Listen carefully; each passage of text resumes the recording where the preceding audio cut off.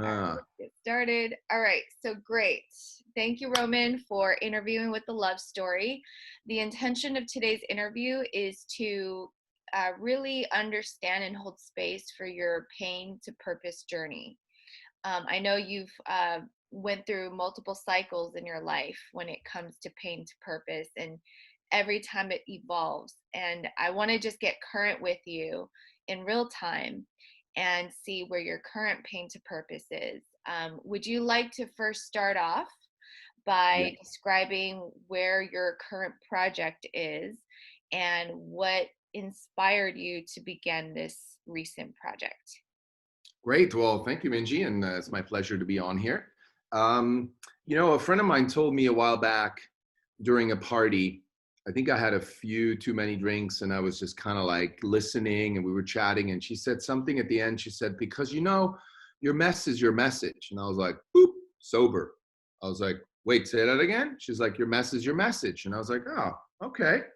So it's a very similar term, such that I started looking for my messes, or maybe embracing them, or taking hints from the universe or from people, that if I had something that wasn't working, I would mine the gold. I would go for it. As an artist, I would put on my gloves and get a shovel. Um, Maybe you don't need gloves for shovels. I don't know. I would probably wear some. Excuse me. But I would go to work and dig deep. And I think I've been doing that, and especially in the second part of my life. I would say once I turned 40, it was almost a midlife crisis, but not in a typical sense. Although I remember at the time I did buy a convertible, which my wife was joking. Maybe that was a midlife crisis, but it was really a moment of like, wait a minute, like, what's my life about? And am I honest about really digging deep and perhaps transforming what's not working? And so about 4 5 years now 5 years ago, our oldest son Kai got diagnosed with ADHD, or the school suggested we should have him tested, which I said, well, I would like to know what they think. So we had him tested, and I mean, I read the diagnosis today. I read it almost once a week to remind myself, like, this is ridiculous, because they diagnosed him with ADHD, attention deficit hyperactivity disorder, also autism, dyslexia, uh, and developmental disorder. There was like five of them, right? I'm blanking on the fifth one. And we were like, wait, are they talking about the same child? Because yeah, he's pretty hyper and he's pretty strong-willed, and he has some issues with boundaries, but what's going on? So we started digging, because in essence that was a mess, because our marriage, my wife and I's marriage, was a bit on the rocks. I felt a bit disconnected from the children. We were both really busy working at our companies, that we were just stressed and go, go, go, go, go. And so I could have easily said, oh, the mess is my child has a problem. He's the problem and he has a disorder. Oh, shoot, what do we do? And of course we went through that phase, but then I realized, wait a minute, maybe he's just trying to, not intentionally, but maybe he's trying to tell us something and we're not listening. So we just, I started digging deep, and my wife got involved, and this has become the current project, which is a documentary in the works called ADHD is Over. Mhm. And we are borrowing that term from a John Lennon Yoko Ono campaign they did in the 60s called War is Over. And Nice. then underneath it said, I think theirs was if you want it, and ours is ADHD is over because we say so. And Nice. and it's really just our family saying it's over because we Yeah. say so. For us, it's over. So we started working on that project, and we're still digging daily, because now we're at what I've gotten to is trauma. I've gotten to uncover my own trauma around intimacy, connection, sex, love. My wife is working on hers. We've been looking into trauma as at the root of ADHD, which could be medical trauma, could be prenatal stress, it could be early childhood anxieties, confusions, traumas. And what we now got to is really the dynamic between the masculine and the feminine. If that's off in the family, and that's a longer discussion, be happy to go into it. But if that's off, then a child is not sure what's happening and feels ungrounded or not safe. Therefore, there's anxiety. Therefore, there's distraction. The child's trying to process it, right? So without going too much into detail on the film and the findings, again, we can, you let me know. But what I found out is that that's my mess per se. That's my, pain or things to transform so that I can create from that. And that's what we're doing right now is, at first sight, a documentary on ADHD may not look like creativity or being an artist to someone, but it's actually taking more out of my soul, and it's pushing out more than I ever thought, than any creative project I had before did. Does that make sense? It does.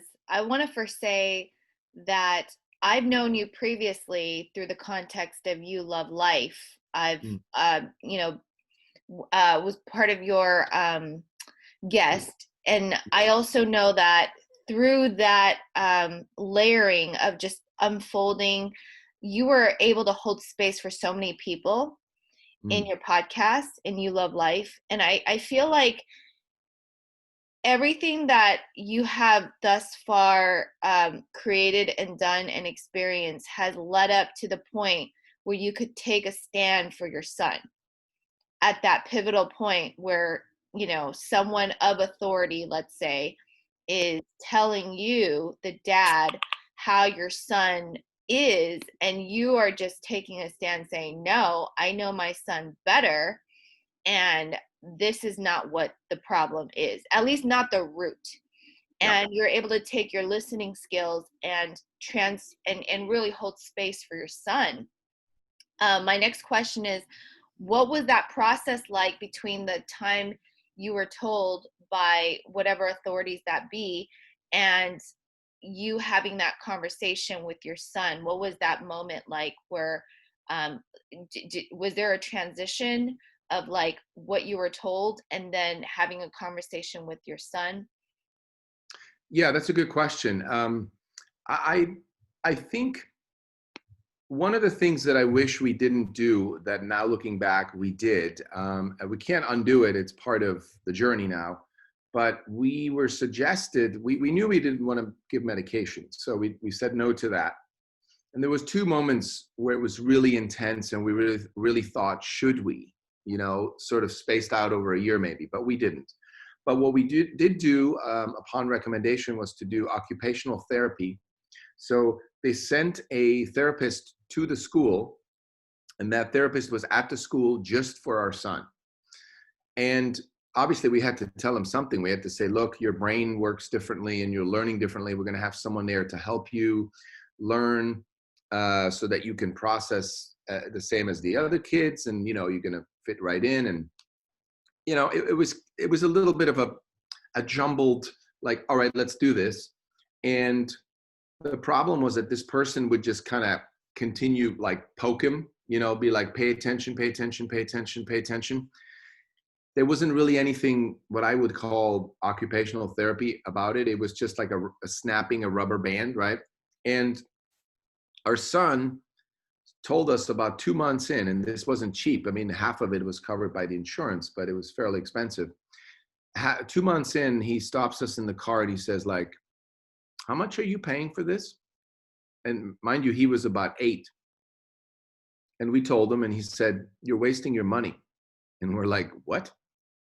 And he says, yeah, all he does is poke me and tells me to pay attention. That doesn't really help me. And I remember thinking, holy crap, like, what do I say to that, right? And so that then led me to read a book that somebody recommended called ADHD, A Different Perception by Tom Hartman. And he's the one that coined the hunter versus farmer brain. And it helped me understand at a metaphorical level that Well, so what? His brain works differently, right? That was step one. So we just told him, I said, look, you're like a hunter. You're taking in a lot of information. You're trying to like stay safe and know what's happening, and you're excited, and you can do a lot of things in life. And so you're just trying to figure things out. Everything all is well, right? And we had since switched schools. So I want to say that was a big one because that's number one. I always tell parents, if school isn't working out before you medicate, switch schools. At least do that. If you think you can't afford it, figure it out. It's your child. Don't just keep them stuck in that school, right? And I always say, but if your answer is, yeah, but that's the best school academically, well, ask yourself, where's your child going in the future? Does he have to be doing academically well? Because guess what? You can learn all that stuff online now if you want it. If you don't want it, then you don't want it, right? So it's a little bit, I know it's kind of I know you agree, but for a lot of parents, it's scary. But anyway, so we switched schools and we went to a self-directed school where the kids can play all day, no grades, no homework, and they can do whatever they choose to do. And at first it was scary. It was like, well, how are they going to learn? And they said to us, they're children. They'll learn when they're interested. Just got to step back.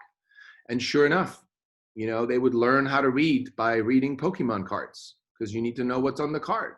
And then Yu-Gi-Oh, right, gets even more complicated. And so they would learn how to do math because the teachers would play certain games and then they would insert math. And so then after that, we really just knew that we can just tell him and say, look, people were trying to label you with a disorder called ADHD. Here's what ADHD symptoms are like. And now he's part of the process. Now he sees us do the research. He's been interviewed. He's in the film. Like he kind of knows, and he just basically sees it as like, I'm different than someone else, and that's fine, you know.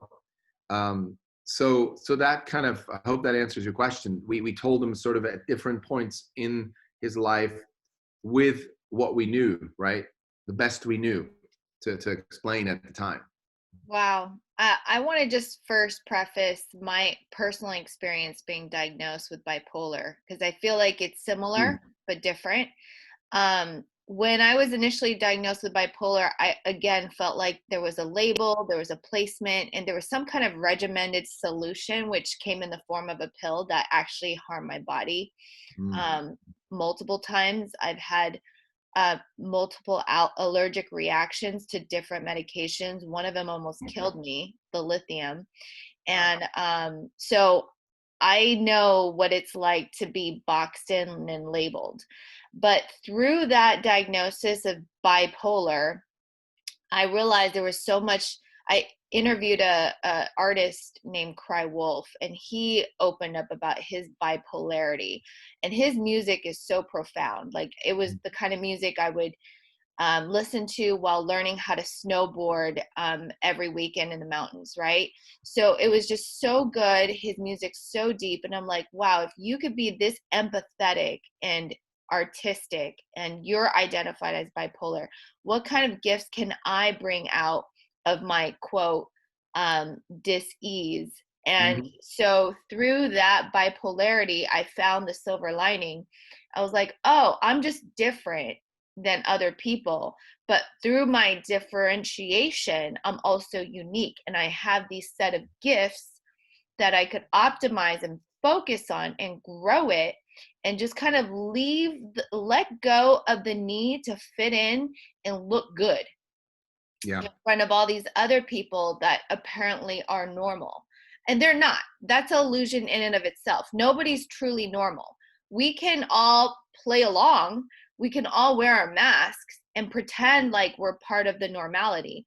But Yeah. in actuality, I believe God has created unique, differentiated, individualized seeds that bloom into different shapes and sizes, and that's okay. And I think what really needs a reformation is the education system itself. As a former educator, I was an educator for 11 years, 5 years in the inner city, 2 years in private school, and the rest in like middle of the road public school. And I will say that the education system needs a revamping, you know, because Yeah. you have, for example, you have a teacher that's in front of a classroom that is lecturing to the kids for 20 minutes. Not even an adult could sit there and just be attentive that way. That's not realistic. That's not, and you have teachers that will be in front of a classroom and just lecture for the whole hour. Now that might work for college students, Right. which realistically actually doesn't work. So that's another conversation for another day, like college systems Yeah. and all that. But I will say right now, what we have is a crisis of mental health that is stemmed from over-diagnosing our kids. And I was a middle school teacher, so I also know the whole system when it comes to, you know, like the whole politics behind it too. And it is political at times, because whenever you get into the situation of looking good and, like, you know, taking responsibility for, it's a political game.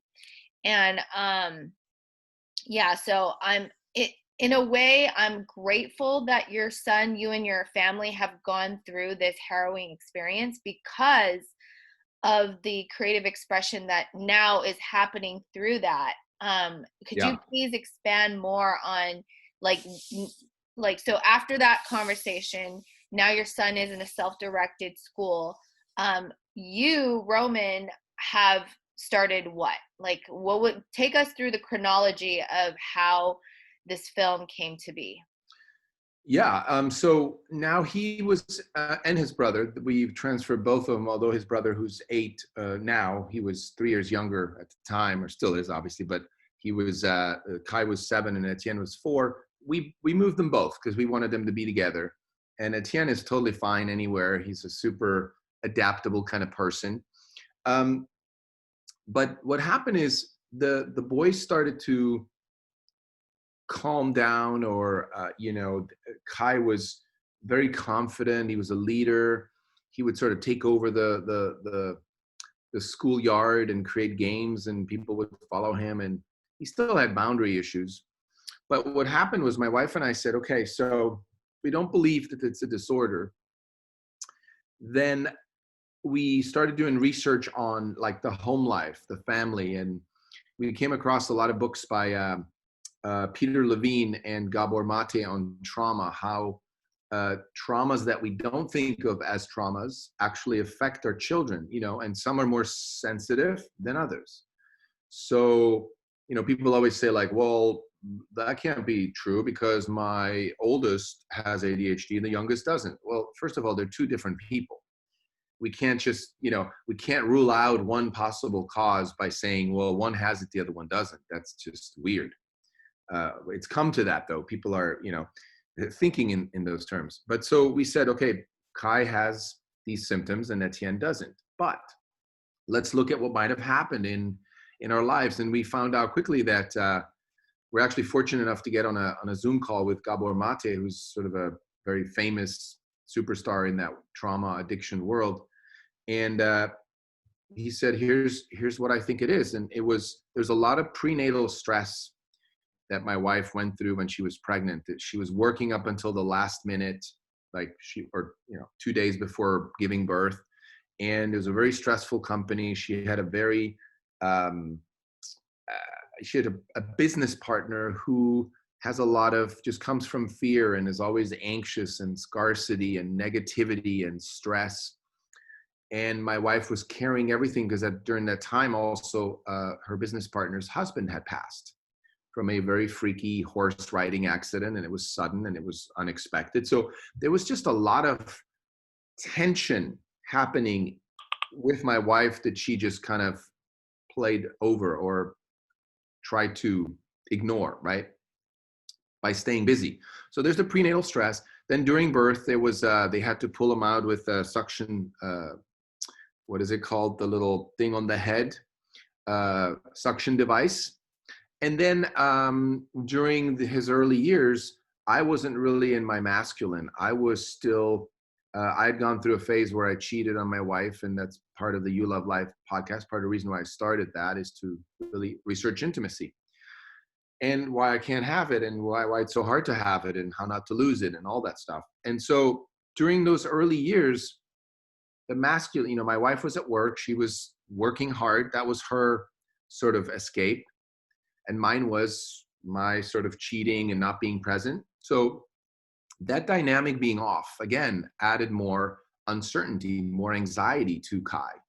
And so those combined, mostly based on Gabor Mate's diagnostic, is that the prenatal stress was huge. And so when Kai was in a school environment, he was trying to process everything. And because he was so sensitive and taking everything in, plus what he brought to the school in the morning from home, it was too much. He couldn't focus on math or reading or whatever they told him to do, right? So he just wanted to go out and like, trauma is in the body, it's somatic. So he needed to like go move. And so that's kind of what we started working on, is really looking at, okay, so let's work on the marriage. Let's create a home environment that's safe and stable and grounded. Let's reduce stress. Let's be present with him. We do this thing, and you probably remember this from Landmark, but in the advanced course at Landmark, you do this thing called being with. So every morning with our kids, before they go off and do their activities, we sit down with each of them for about a minute, and we just quietly look at them. And that grounds them so much that now they're off, they feel good, they're connected to us, they do their activity, and then they come back for lunch or dinner. And so we've created a structure now. And I know for some people it doesn't work, but I believe having lunch and dinner together every day for us is important, So you create what you can, obviously, but so all these things for us have become a sort of grounding magnet, so that we feel now Kai's 11, he's no longer hyperactive. He's no longer, he knows his boundaries now. Sometimes he's still, but he's more loving, he's more present. He's learning slower than the normal kids, meaning he's still not that great at writing. He's good at reading. He loves math.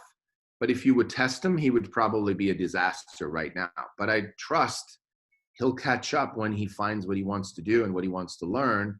We can get a tutor. We can, I'm not worried that he's going to learn what he wants to learn based on his passion, not based on this prediction, this society's expectation, or, the Ivy League school degree to get some career that later you hate and you get stressed out and commit suicide over. It's not that path he's going to go in. I know it's a long-winded answer, but no, it's a great answer, because it's an honest answer. And I want to say, hold on, excuse me 1 second, Roman. Yep. My dog's been scratching the door. No worries. Got to take care of that.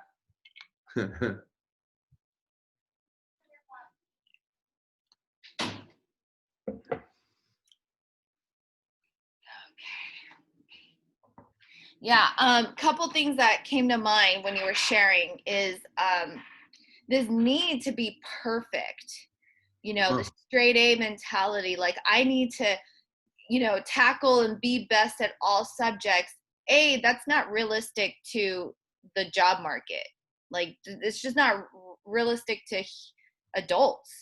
Yeah. In a company, for example, there's the CFO that focuses on finance and only finance. There's the CTO that focuses on technicalities. And even then, they have a project manager that manages, okay, your front end developer, your back end developer, your UX, UI. Like, there's so much differentiation, yet when they're little kids, they're expected to know like all 6 subjects. You're supposed to excel in PE, right, and also in math and reading, writing. It's just like, and if you don't do it, then what? Then there's like this like elusive doom and gloom. At least that's kind of what I grew up with, And as an Asian American that immigrated here when I was 3.5, there was a lot of pressure. And it's not just me. I know that there's other Asian Americans out there that just felt the pressure of being perfect. And it was such a crazy ism. the perfectionism is insane, because Mm, let's say you get 3 A's and 2 B's and you're focused and like criticizing yourself for not getting the other 2 A's. yeah.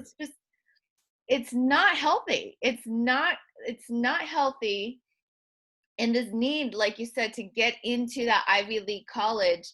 And then when you get out of the Ivy League, then you're just like, you wind up hating your job because you ended up doing a major that you weren't good at, but you felt like you needed to be good at it just to prove something that you're perfect. So yeah, Yeah. that kind of insanity needs to stop. I feel like if more people were aware that we're born with a certain set of gifts, and it's our job as little kids growing up, when there's like a lot of, like, even a zygote, like when they start differentiating in the cell, it becomes more like unique, specialized. Yeah. So I think there needs to be more taught in the educational system of like uniqueness and differentiation, and like to optimize on those gifts. What do you think? A- Absolutely. I think that's a wonderful story, and you have your own set of expectations, being Asian American, because I know, and correct me if I'm stereotyping, but a lot of the Asian cultures have this belief that you have to be highly educated in order to, and here comes, so you have to be highly educated in order to what? To be Well, worthy. yeah, well, worthy, successful, financially well off, but happy? Because you can't do that. You can't say you have to be highly educated to be happy. That's actually not true. Like, even just saying it, that's not true. You don't have to. You might be happy if you're highly educated, but that's not because you're highly educated you're happy. So, but I think we pretend as parents that we just want you to be happy. No, you, parent, have a selfish agenda that you want your child to be a certain way that you think will get them to success or happiness, so you can die knowing you did well, and that's selfish. I'm not saying it's bad. Right. It's a I get shadow. It's a shadow that it's a we're not. shadow and there's love to it, Yeah. but the true love is acceptance, and we can't accept our children unless we let them unfold, because how can we accept something that we don't even yet know what it itself wants to be, right? I don't know my son. This is a cool story. So part of our documentary is we're trying different things, right? Trauma healing, somatic healing. I have a shoulder, not an injury, but a pain I've had since February, since Corona. Mm. Um, that hasn't gone away. So we've been trying different modalities, and we had this healer over yesterday. She does multidimensional healing, and I'm open because at this point I just want the pain to go away. And so she was working on me for 3 sessions, and she said during the third session she would like to have Kai, my son, to be part of it because she believes he has some intuitive skills. So Mhm. he came and he was part of it, and it was amazing. Like, I could sort of overhear them, because she would say, where do you want to put your hands? Where is the pain point? And he put it on my lower back, and she's like, absolutely. And then I would feel some energy shift later from my lower back to my shoulder. And a long story, but I told her what's going on with Kai. She said, he definitely has a gift. He is very intuitive. He can feel energies and he can see the colors of the energies. And then last night we're watching TV, and out of the blue, my son says, Papa, you have like a green energy on your stomach. And it was interesting because I felt really good, and I hadn't felt really good. And like, I had some not stomach issues, but some pains in my lower abdomen.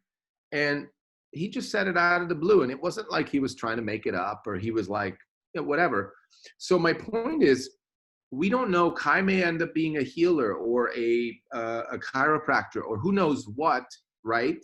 But had he been squeezed into this public school system on medication, who knows? He may be like, I want to become a lawyer because there's a lot of money in that, and it looks like, who knows? but I just feel like that's where the expectation takes our children and parents one way, and the unfolding actually leads to a completely different direction. You know? I agree. I agree. I'll just say one more anecdote. I went to my friend's, she has a nonprofit called I Don't Know You But I Love You, and she did a festival in the middle of Cool. City Hall in downtown LA. I don't know how she pulled it off, but she had a little mini music festival there. And I felt so good during the festival. I was on my way back to my car, and I saw this woman who happened to be homeless, and she was looking so like sad, right? And I was already in my spiritual high from the music and the whatnot. So I went up to her and I said, I don't know you, but I love you. And Love I you. just want to hold space. Are you okay?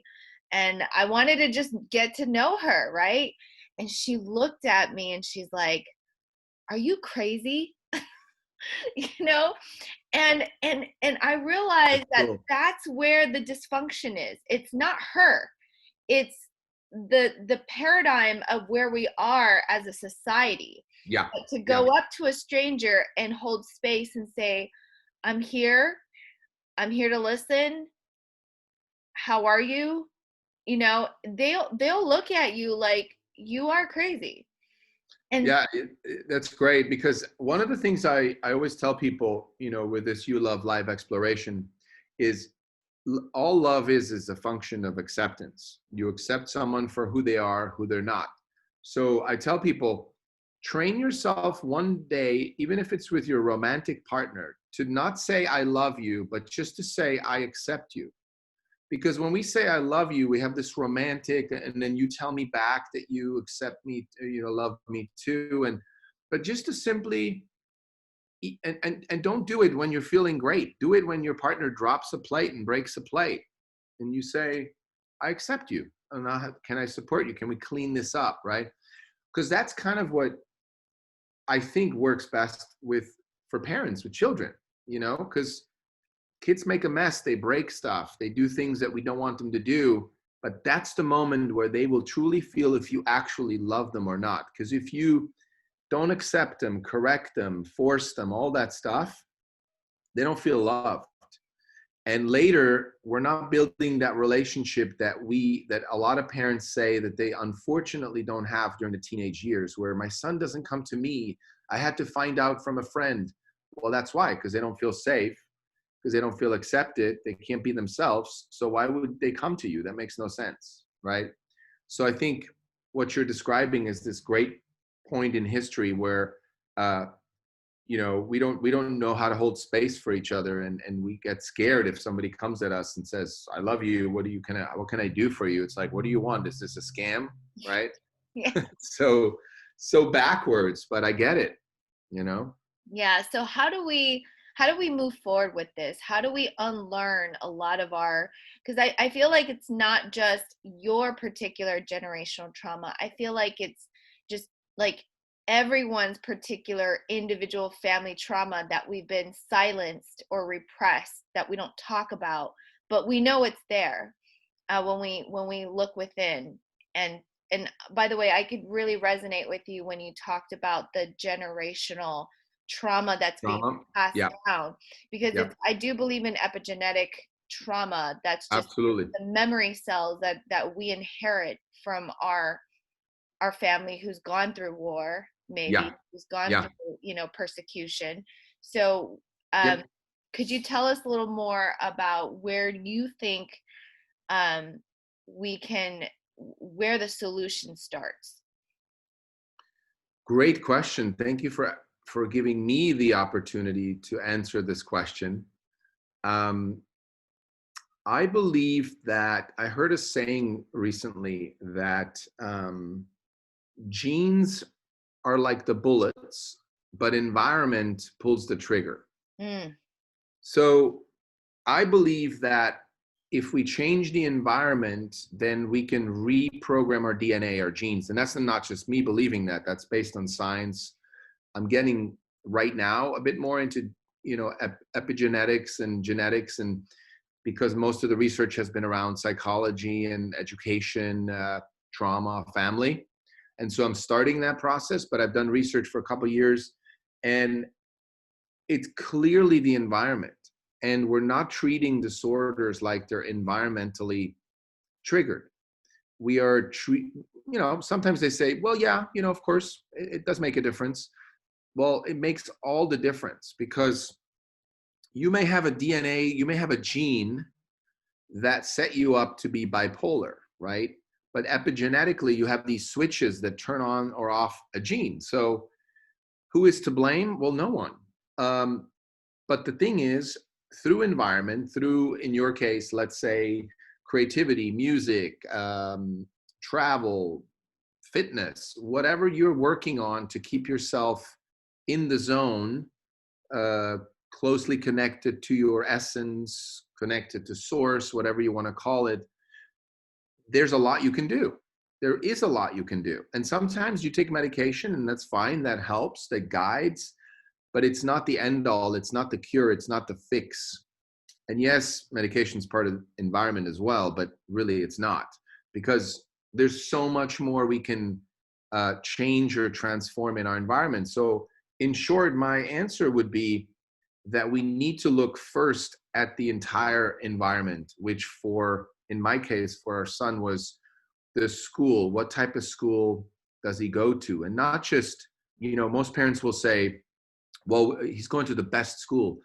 Best as in what? Best for grades? Best because you can walk to it and it's in the neighborhood? Best because it's free? Best has to be best for the child's learning style. Mm-hmm. Or not just learning style, because parents will hijack that one and make it academic again. Learning is not academic memorizing, right? Learning, as you know, it's play, it's discovery, it's creativity, right? So what's the best school for your child's learning style or unfolding style? And then, and this is so great, because I cannot wait till our film is out, because I always say, bring me a family with a child who's just gotten diagnosed with ADHD. And if they're open or on the fence, at least, about medication and labels, I will go into that household for a week, and I will point out 10 things that can be done before medication needs to come in or should come in, that most likely will transform the whole family. And will it work 100% of the time? Probably not. There's always going to be some kids that, because of the situation they're in, medication may be sort of the Band-Aid, right? It's kind of like if you're in a boat and it has a hole and it's sinking, you do need to patch it until you get to shore, and then you can really fix it, right? Or transform it, heal it, so to speak. So Yeah. yes, medication at some point needs to be there for a while. But my point is that if we just looked at the environment first, and we took the environment apart by what I call areas of life, so like nutrition, well-being, parenting, media exposure, food, the marriage of the parents, the level of intimacy between the kids and the parents, school. Like, if you take all those and you honestly rate them, how great is it? Are we eating healthy? Well, kind of, how much TV are we watching? Are the parents connected? How's the marriage? Is there sex? It's very important, sex and intimacy.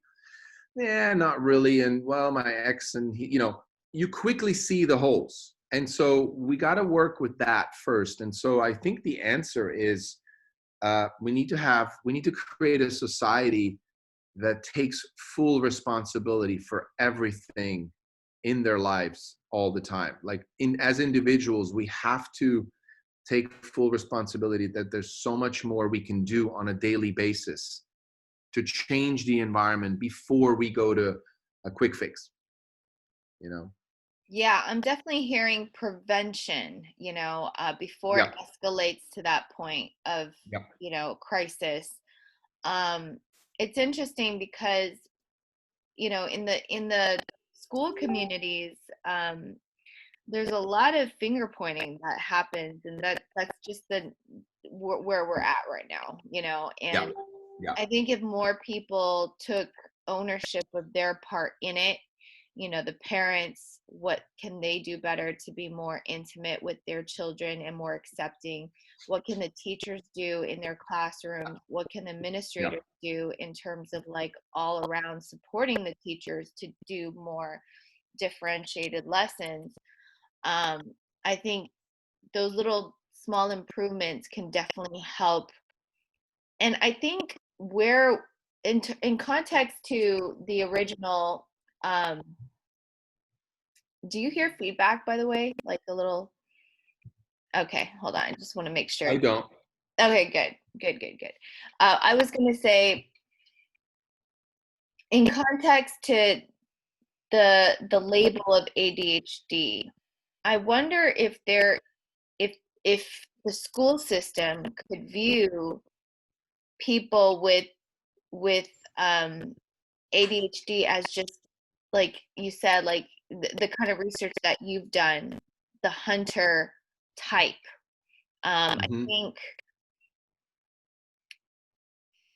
there was an educator, forgetting his name, but he has it's multiple. I think it's multiple gifts or multiple. Mm. Like about the different learning styles. Yeah, I'm trying to look online in real time right now. Yeah, look for it. We have one expert in our film named Thomas Armstrong, and he wrote a lot of books about the different learning styles. And his most recent book is If Einstein Ran the Schools. Uh-huh. So he's probably in that world too, of accommodating, right, the different. Yeah, yeah, definitely. I think I'm trying to come up with a name. I remember towards the end of my teaching career, I really started gravitating towards um, this gentleman who I'll think of the name when I'm sure I'll think of the Sure. name and pass it over to you when the interview's over. But Please do. Yeah, yeah. That's how I gather. I don't really, the internet's a rabbit hole, and I have friends tell me, oh, what about this book? What about this expert? And we just have a long running list of things that, I mean, hopefully, I can't read all the books, but I can get the gist of it, or I can, see someone's YouTube video and go like, oh yeah, they're definitely in our camp. mhm. Because as a filmmaker, I have to, um, you know I have to take a stand for my hunch, my claim, right?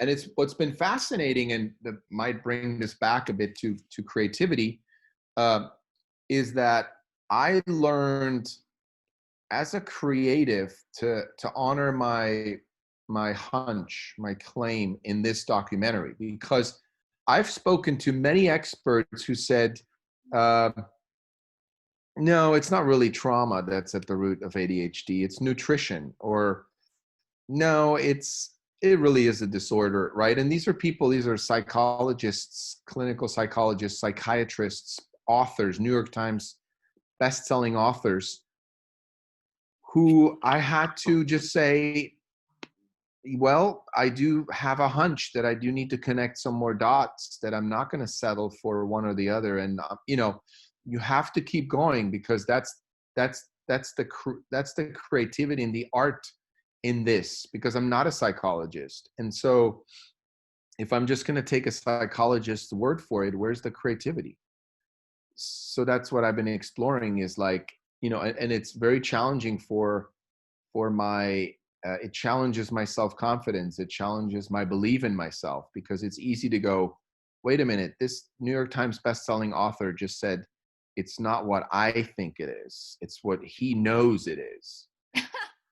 And I'm sorry, yet, I don't mean to laugh like that, but that no, just I get it. reminded me of the Stanley Milgram experiment. Have you heard of that? The what? The Stanley Milgram experiment. Uh-uh. Okay, so the Stanley Milgram experiment was like a famous experiment done in some Ivy League place. But anyway, Uh, they had a group of people that were just students, everyday students, but they gave half of them the title of authority figures, and the other half of the participants the prisoners in this simulated environment. got it. Then they asked they just started seeing how this Lord of the Flies kind of experiment worked out. And gosh, I will say that based on that experiment, people with the authority figure, um, it's we get fooled into thinking that just because this person has an Yeah. authority label with Yeah. all these XYZ credentials, that that person has the power of It truth. must know. Yeah. Yeah. I think you're talking about, didn't they make it into a German film? It was called Das Experiment, which they did that and then they flipped it, or yeah, something like that. I can remember. Absolutely. And, I think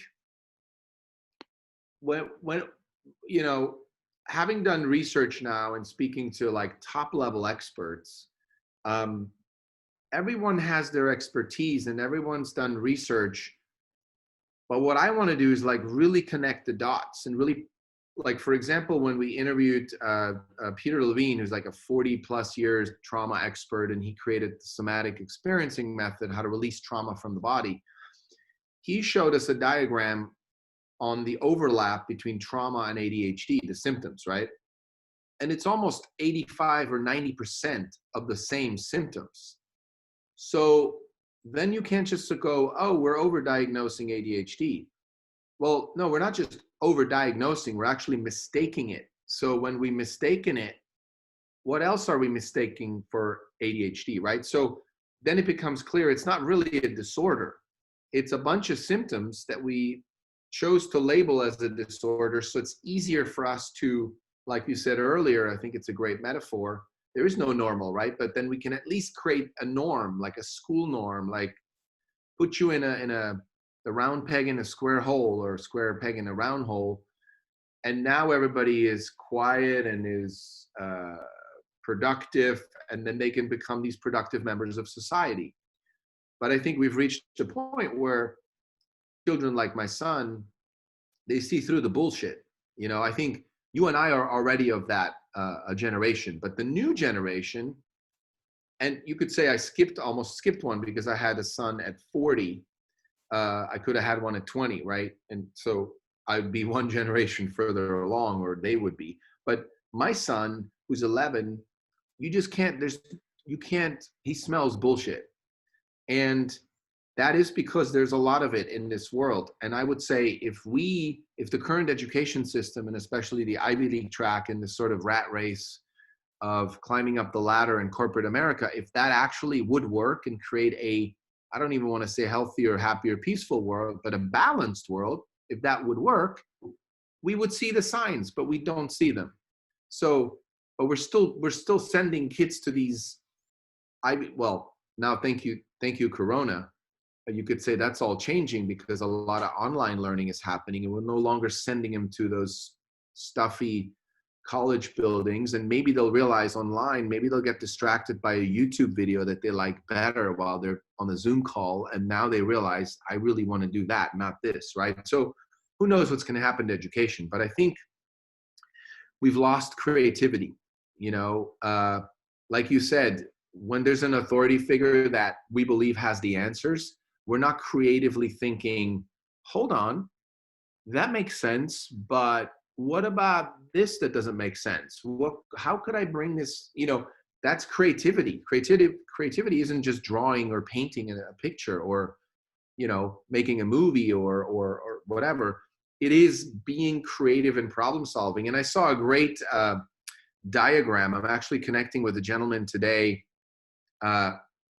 It's called on Instagram, I think it's called Divergent Thinker or Divergent Thinking. And he had a diagram that showed like the normal sort of like public school or Ivy League track kind of thinking is 5 plus 5 equals 10, right? You get your grade, yes, good job going to the Ivy League school. Whereas the divergent thinker, or the creative thinker, it's more like blank plus blank equals 10. How do we get there? Could be 3 plus 7, could be 5 plus 5, could be 1 plus 9, right? Could be 10 plus 0, could be 20 minus 10. So the point is that why are we raising kids to memorize these things that they can now look up? but let's have them be creative in how they can get to an end result instead. That's a different world, you Yeah, know. and I believe, I'm hopeful. I do believe that that is the next shift in our paradigm when it comes to bring up our children. This more and more, I call it the progressive side of education. Right before I left teaching, I was already in my prime of learning about differentiated lesson planning. So this idea of hybrid, like you front load all the information, and even then it's designed to be differentiated. There's no one way of getting to the result. Everyone's way is a little bit unique. But then when they come in the classroom, they collaborate. They learn how to interact with one another, you know? And I think, yeah, I think there is stigma. The stigma definitely it it exists, because I remember, you know, being, you know, when I was in elementary, I was tested because I was newly immigrated into America. So they mistaken that my ESL for special ed. So they were about to put me in the special Oh, education, even though I was a high functioning learner. But even I remember going through that and testing, it was almost like this dread as a little girl. Like, I do not want to be in the special education. Everyone knows that the special education are not special. There's just euphemism, right? There's a lot of yeah, yeah, yeah. stigma around that. But I think if the curriculum itself or the design of the environment is structured in a way that allows for, like you said, where your kids are now in the self-directed type of learning, you know, there's a lot more creativity to, sometimes you don't need to attack it front. You need to kind of bounce around and play around, play. Um, I'll say that I wrote my book, The Producer's Playbook, by getting out of California, out of the LA bubble. I went to travel to Berlin for a couple months, then Poland, then Croatia, Montenegro, Rome. I just like went and Nice. created my own curriculum of exploration. I went to museums, I researched at the Vatican Library. Like, those were the critical moments that I was able to pick up things, and it was all self-directed learning. Yep. And Yep. I wouldn't trade that experience for a degree, like a degree at a prestigious master's program. You know, Yeah. it's self-directed, and maybe because I am bipolar, I don't know, but I learned to leverage that talent, or that because, you know, I look at it like X-Men, right? Like, so you have your side effects, but then you also have your gifts. So, you know, really learning to focus and optimize on those gifts. Okay, what does a bipolar person, what are they good at? Well, they're Yeah. good at, like, courage. They have a lot of courage. Yes, they get rowdy and annoying and angry, but what if you transmuted all that anger and angst into having the courage to travel alone into different worlds, you know? And I lived in Palestine for a month, you know? Wow. And it, like, that was supposed to be the most dangerous place, but I was walking as a single woman with a red umbrella down the rubbles of, sorry, I don't mean to, like, talk smack about Palestine. Palestine's a great city, by the way. I mean, Yeah. great nation. I want to say, but they need a lot of infrastructure. So I was like going through a lot of the infrastructural, you know, instability, I would say. But Yeah. I'm comfortable with instability. Yeah. Whereas the normal person, the non-bipolar person, might not Yes. be comfortable with Yes. stability. Yes. But for me, that feels stable. So Well, in a way, it's weird, but if we could just learn to hone in on what we're good at and what we're designed to be and become, yeah. then that's productive. I think there's no cookie cutter way of being, quote, productive. Because what someone on the outside, this is why I barely told anyone what I was doing. Because, like, I didn't want them to, like, have their own, you know, preconceived notions. But Yeah. for me and my higher power, that was productive. Mm. and I needed to play, and I needed to play it in my own unique way. Yeah. And now I have a book called The Producer's Playbook. I'll show you. Yeah, I saw on You know, Facebook. Yeah. and it's all about spiritual warfare and reversing curses. Who would have thought that that was my way of creating the solution for what is now the love story? But I had to play. And so you brought that up about playing, about Ah. not doing and attacking it directly, but like more of like not doing as a way of doing.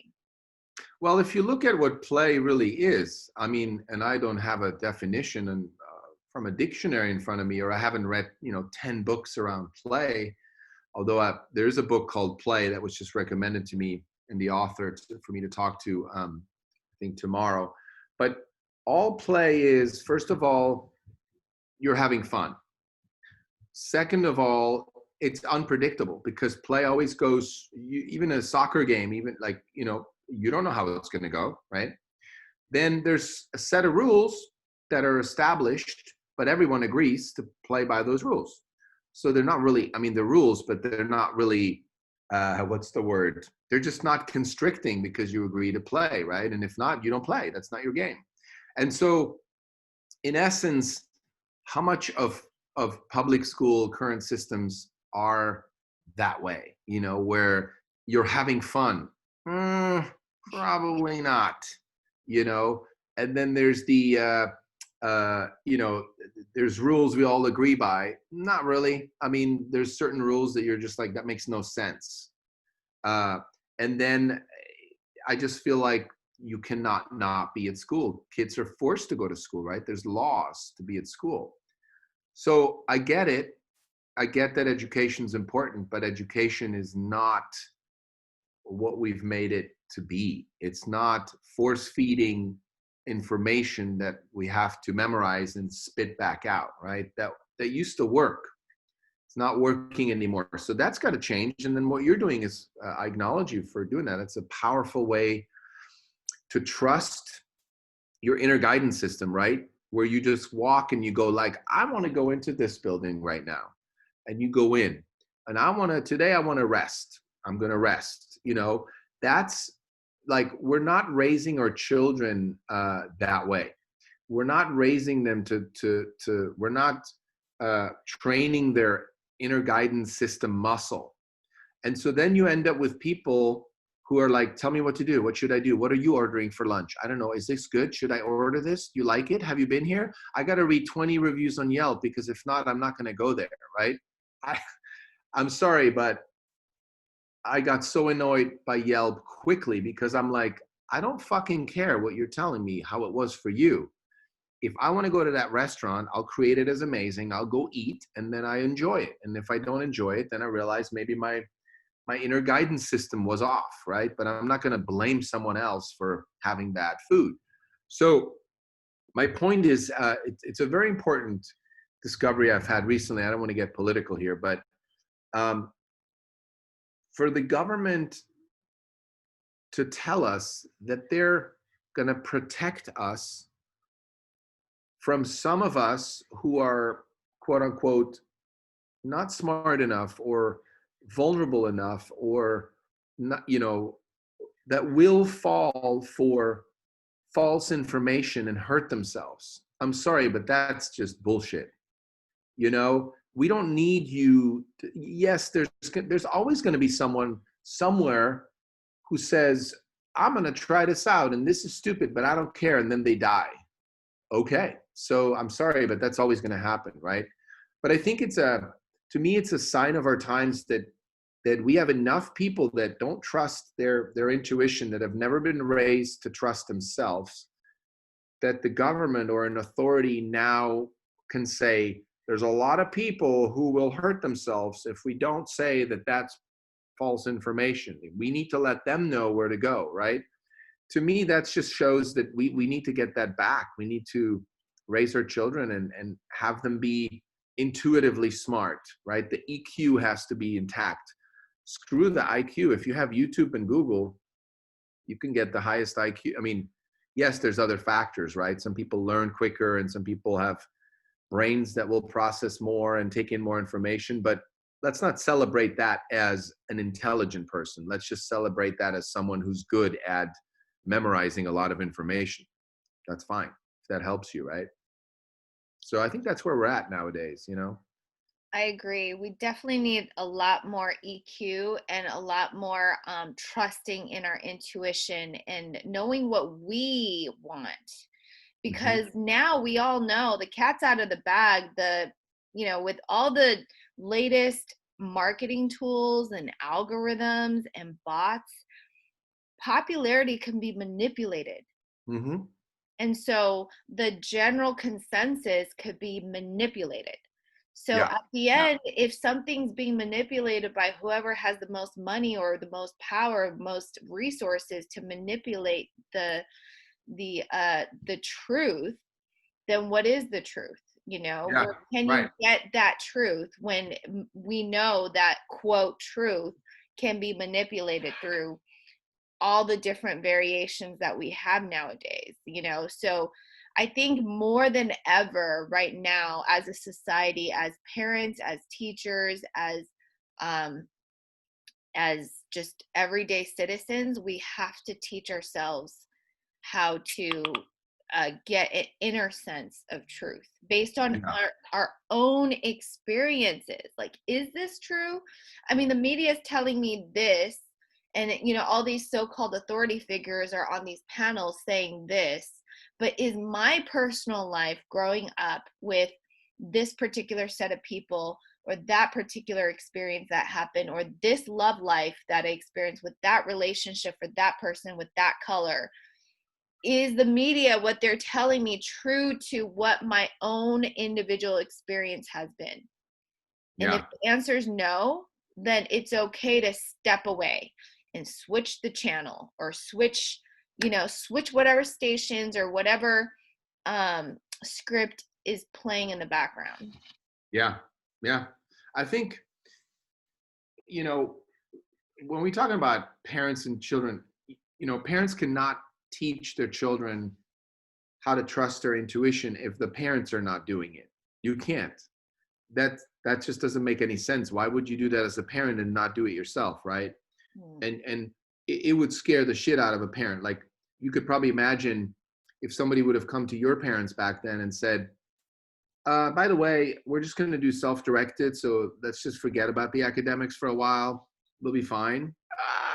Right? Most parents will freak out because I was there too. I get it. I'm pretty open-minded and creative and lax about things. And even I was like, okay, so you mean we have to just kind of hands off wait and see if they're going to learn something? But once you experience that, and unfortunately, I really mean that, like, I wish every parent could experience that for a year. And a friend of mine, we had this idea one time. We said, let's create this movement, this university called 1 Year. And basically, you take kids for 1 year between high school and college, and they take a year off. They don't go straight to college because they Like have. what Europe's already doing. Exactly, exactly. Okay. Right. Yeah. And you give them 1 year off and you let them kind of wander and learn and play an instrument and travel and do whatever they want to do, right? And I bet you half of them won't want to go to college afterwards. They'll be like, you know what? I found this company in, Ukraine, or I landed in Greece and I'm going to do olive oil. And it doesn't matter what.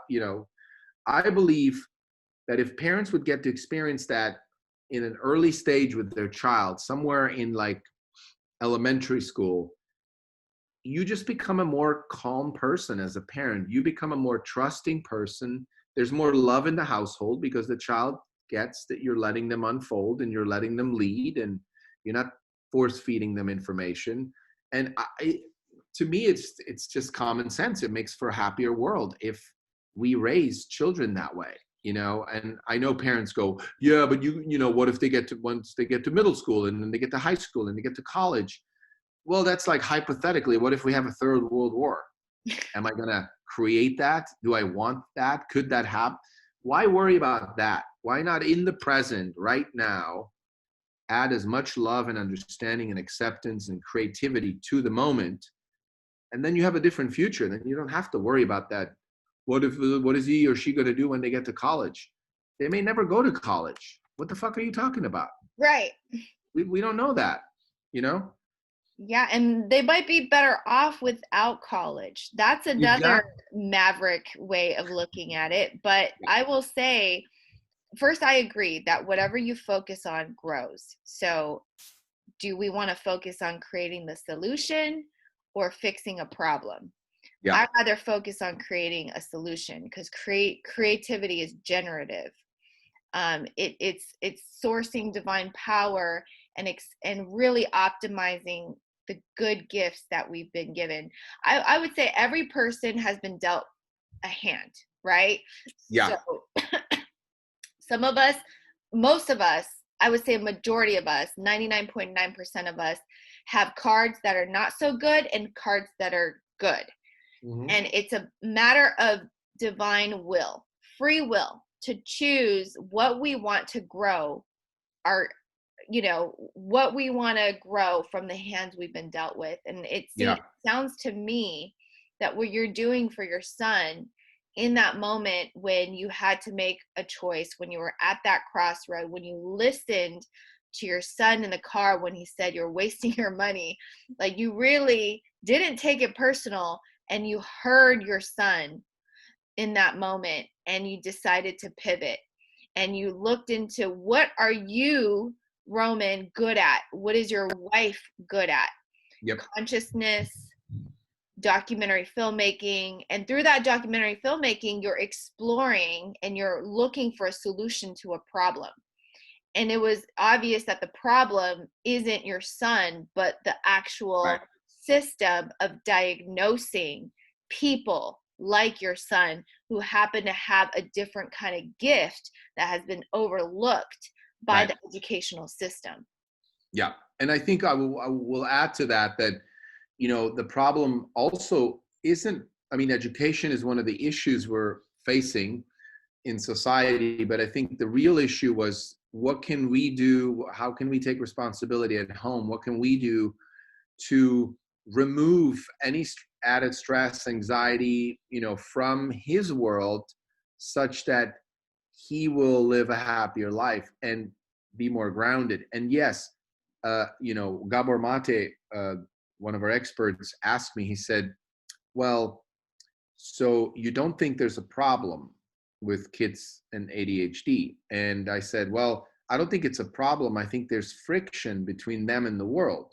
So you can call that a problem or not, but there's friction, and the friction can be reduced a lot by just doing work at home. And then you find the right school. So then there's less friction there, you know. So starting inward or inside and moving out slowly, we can transform education, because there will no longer be that many parents demanding this sort of academic Ivy League bullshit. It's supply and demand, right? The less people that demand it, there's going to be less colleges offering that, and eventually it'll change, but it won't change by us demonstrating and saying we need a new school system and we need to have it transformed now. Well, as long as there's parents demanding that kind of academic pressure and that sort of norm structure, it's going to be there. So Mhm. it has to come from the inside out, from parents at home. That's what I'm seeing. Yeah, that reminds me of the movement of charter schools. When LAUSD had a strict, like, district of like, this is what it's going to be, and we're going to standardize everything. And there was a group of parents that are like, no, no, my child does not fit in your cookie cutter way of being. We're going to start our own branch. And then so charter schools started becoming more and more popular, Mm-hmm. because there's Yep. just a lot more creativity in charter systems, and you could fire dinosaur teachers, you know. And as a teacher myself, who I would say, you know, I was really front lines with the kids, like every year my curriculum was a little different just because I love creativity. I personally love experimenting with new things. There was a bit of a resentment I had for the teachers that were just complacent. They Yeah. should have quit like 10 years ago, but they're just comfortable with the salary and the way the structure salary tables were, the longer you stayed, even though you were jaded and you already gave up, like, so, it's just like, it's like, look, we gotta, like, it's like the bonsai tree, you gotta snip a little bit to shape it, to Yeah. optimize Yeah. what that shape is. Yeah. So, yeah, I do agree with you, by the way, on just a shift in creating that, like, just advocating for self-directed learning, for example. And it's so interesting you said that, because if I had not taken the trip that I took last year, I went to 10 different countries, Cool. 9 of which really inspired me to write the textbook, because without that trip, there was no way I would have written the kind of material that I've written. Mm. I am the living experience of self-directed learning. Hmm. I want to tell you, my friend Roman, right now that it works. And this Great. is coming from a person who, A, has been that stereotypical Asian American student that was like trying to get the straight A's growing up, did get into a undergrad, two UC schools, and then got my master's degree, and then went into the education system for 10 years. So saw it from the other side, and realized I had to do something different. I almost got into UC Berkeley. I was really close, but I sabotaged it, thank God, because I would have been in so much more debt than I am currently in. I would say I'm in 1/10 the debt that I would have been in, and Mm. I would not have done I would not have accomplished a tenth of what I accomplished today. Yeah.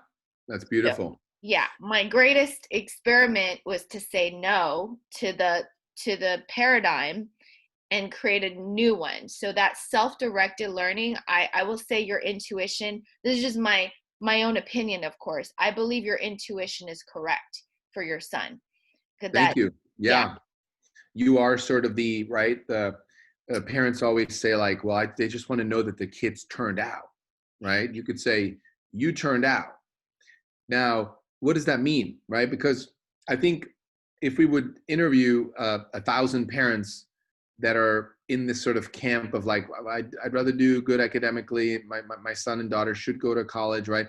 If you interview them and you say, so you're on your deathbed and you are able to say to your relative who's with you that your child or your children turned out, right? Could you please define what that means to you? And I'm pretty sure it would be some kind of a that they have a steady job, successful, money coming in, maybe a family, maybe a house, and that they seem settled, right? Some form of that. And the thing is, like you said earlier, I want to point this out. Corona has been such a great teacher, or COVID-19 has been a great teacher, because it showed me what I had predicted at the beginning of this research on ADHD and my son. I said to my wife, people with ADHD, and you can include Asperger's, autism, bipolar, like you can include a lot of these so-called disordered people. What they are good at is reinvention. They are not normal, therefore they do not wait and seek comfort in settled behavior and settled structures. They know that shit can change any moment, and they'll just reinvent, right? And the normal people, the medicated people who have been sold this lifestyle of go to Ivy League school, get a CEO career somewhere, and make a lot of money, and that's your turned out. I will say they will be stuck. They won't be able to reinvent, because they will at first feel that the rug has been pulled out underneath them, right? And they will say, that's not fair. I need to go back to normal. This doesn't work. What am I doing? What's happening, right? They will be in this victim sort of self-pity party in victimhood. And my point was that to those parents on the deathbed saying, yes, my kids turned out, I would say, there's never going to be a moment in their lives where someone will come up today and say, congratulations, you've turned out. Because the moment that happens, 2 weeks later, they may lose everything.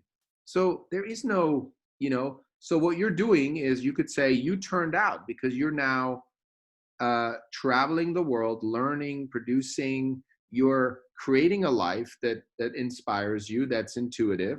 And to me, that means you turned out. You're someone who can you own your life. Is it always good? No. Is it up and down? Yes. Well, that's life. But can you handle the up and down?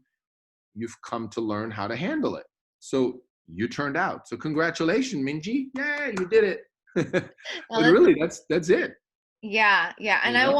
I wanna acknowledge you, both as a father and also as a producer and a filmmaker, because you were able to synthesize your gifts and transfer it into your parenting skills, and also the love and deep connection you have for your son, and really taking the root of the love you have for your son to explore for not just your relationship with your child, but also for all the other parents who have been confronted in similar situations, by really doing your own self-directed learning, because that's Mhm. really what documentary Yeah, filmmaking is, right? It's right, right. self-directed learning.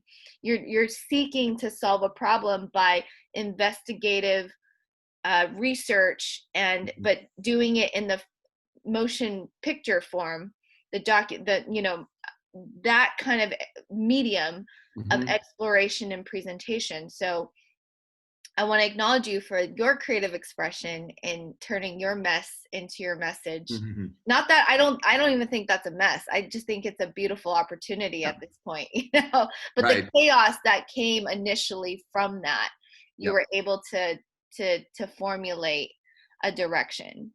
Thank you. I appreciate that. Yeah, and I would say it's contrast, right? With contrast, we can then create the opposite if we don't like the contrast.